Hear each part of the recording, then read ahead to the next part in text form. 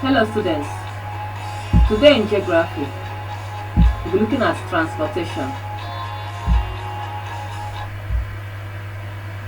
In our last demo on geography, we were talking about transportation as a whole, and on that topic we talked about transportation by land. Today we'll be looking at water transportation. Transportation by water is described as the movement of people and freight by boats, ship, barge, or sailboats across ocean, sea, lake, canal or river, or through other modes of water transportation. It is a vital method of transportation.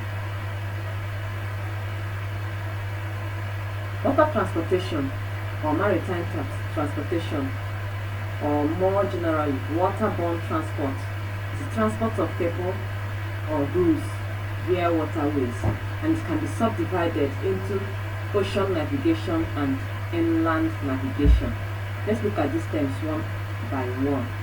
Ocean navigation is transportation by water between country to country and between regions in the country using the oceans, especially along the coastal lines.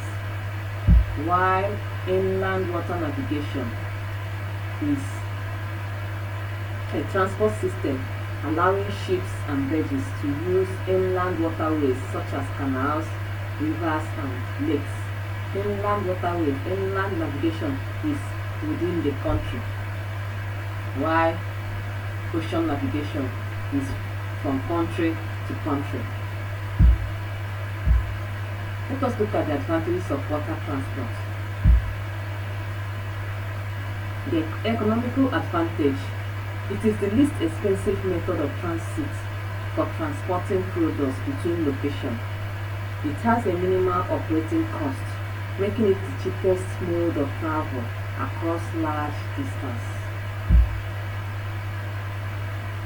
Large storage capacity. Let's look at the advantage under large storage capacity. Ships are the modes of transport that have a higher capacity for transporting a larger amount of goods. Ships carry goods that aeroplanes cannot even carry.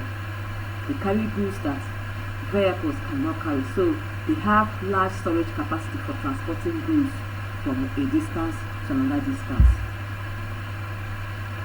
Safe mode of transport.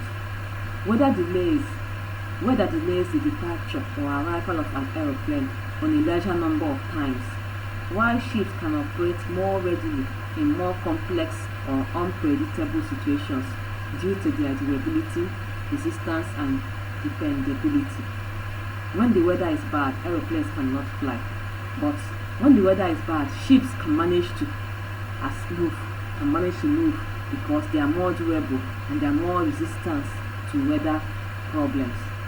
Another advantage is that of increased product diversity and transportable materials. Water transport is considered one of the most notable features. We can observe how, in contrast to air transport, the water transport has the ability to transport all types of material. It is the only option when it comes to oil, liquids and dangerous items that aeroplanes cannot transport. If land transport is capable of loading such items, it cannot convey them through intercontinental transport. Water transport permits the movement of liquids like oil and dangerous items like flammable items, which air transport cannot permit.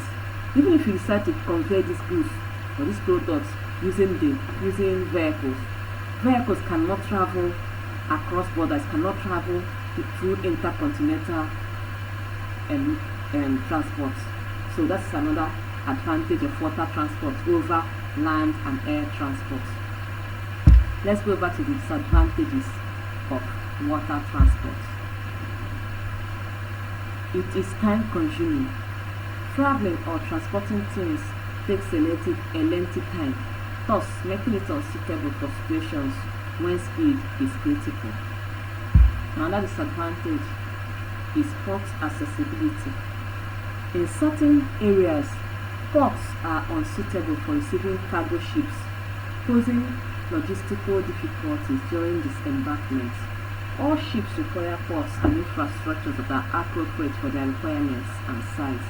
Yet, in certain nations, this type of facilities do not exist, thus resulting to delayed delivery.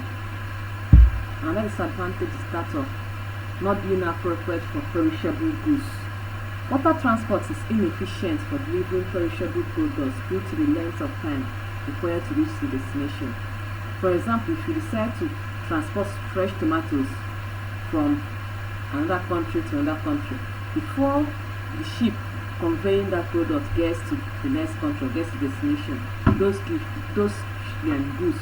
or those products must have spoiled.